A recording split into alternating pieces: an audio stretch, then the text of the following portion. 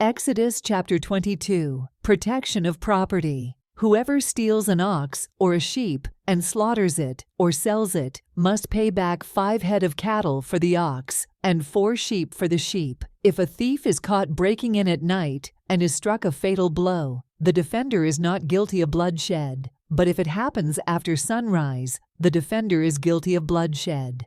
Anyone who steals must certainly make restitution, but if they have nothing, they must be sold to pay for their theft. If the stolen animal is found alive in their possession, whether ox or donkey or sheep, they must pay back double. If anyone grazes their livestock in a field or vineyard and lets them stray, and they graze in someone else's field, the offender must make restitution from the best of their own field or vineyard. If a fire breaks out and spreads into thorn bushes so that it burns shocks of grain or standing grain or the whole field, the one who started the fire must make restitution. If anyone gives a neighbor silver or goods for safekeeping, and they are stolen from the neighbor's house, the thief, if caught, must pay back double. But if the thief is not found, the owner of the house must appear before the judges, and they must determine whether the owner of the house has laid hands on the other person's property. In all cases of illegal possession of an ox,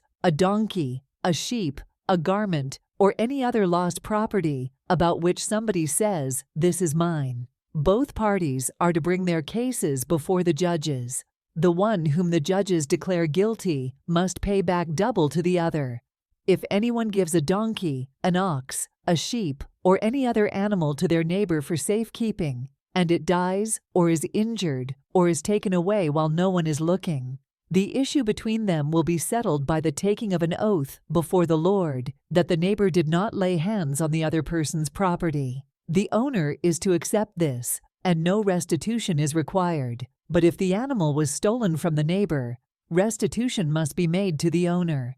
If it was torn to pieces by a wild animal, the neighbor shall bring in the remains as evidence, and shall not be required to pay for the torn animal. If anyone borrows an animal from their neighbor, and it is injured or dies while the owner is not present, they must make restitution. But if the owner is with the animal, the borrower will not have to pay. If the animal was hired, the money paid for the hire covers the loss. Social responsibility. If a man seduces a virgin who is not pledged to be married and sleeps with her, he must pay the bride price, and she shall be his wife. If her father absolutely refuses to give her to him, he must still pay the bride price for virgins. Do not allow a sorceress to live. Anyone who has sexual relations with an animal is to be put to death. Whoever sacrifices to any god other than the Lord must be destroyed.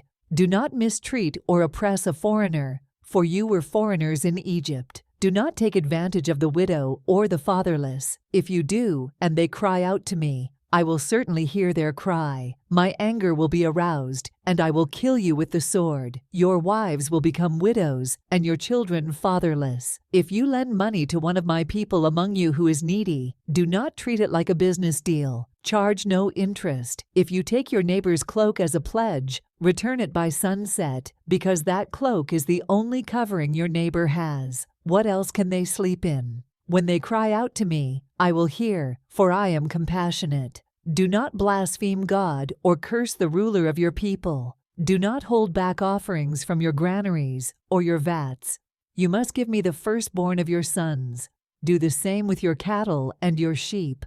Let them stay with their mothers for 7 days, but give them to me on the 8th day. You are to be my holy people, so do not eat the meat of an animal torn by wild beasts. Throw it to the dogs.